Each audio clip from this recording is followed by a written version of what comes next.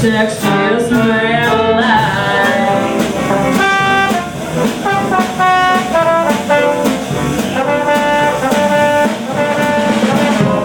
Then when she comes to cry,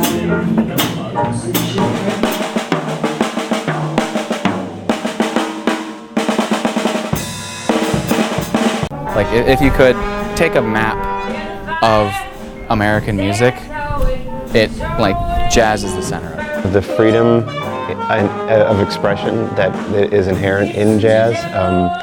You know, even before I knew what jazz was, I wanted to always make up my own songs. And as a young kid, I would make up my own music. And when I sort of became aware of the art form, the medium of jazz specifically, I thought, well, this is a perfect fit for me because it lets me be myself.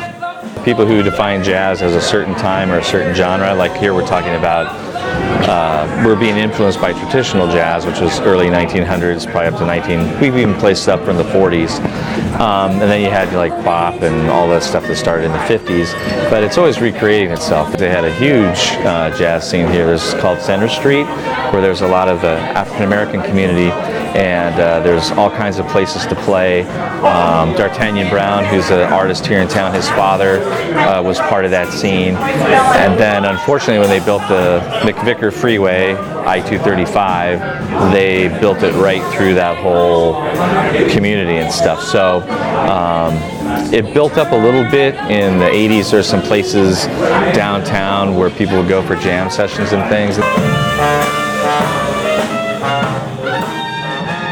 I've been to multiple concerts where I have guest conductors that have conducted all over the world, and they're just surprised to see how great of a music scene we have in Des Moines, and I'm really proud of that and proud to be a part of that. Des Moines, one of the things it wants to have is a music culture. I'd say especially over the last 10 years, a lot of the people who went to some of the colleges here, UNI, there's some great people coming out of Drake. Some people are going elsewhere and living in Las Vegas, New York City, Nashville, and then they're coming back to start their families here. There's actually a lot of great musicians in town. One of the best bass players, period, in Central Iowa here, Mr. Chris Walsh on guitar. You've heard him here many times. We have Mr. Josh Fast Fingers Gorman.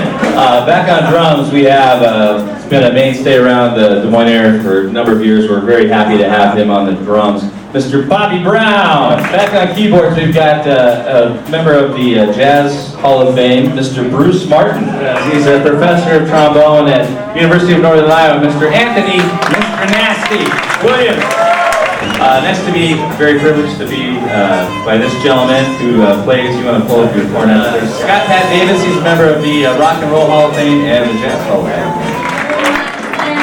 Clarinet are the founder of our group and fearless leader, Mr. Jeff Sugarcane.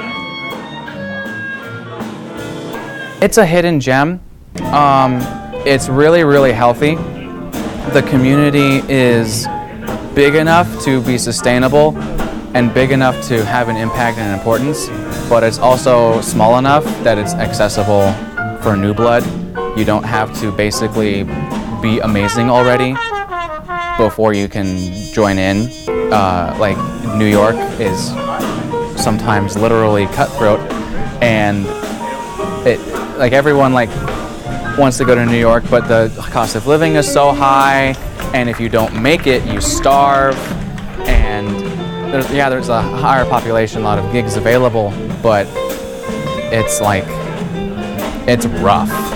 And you can have the joy of performing and the high, world-class standard and everything that you would find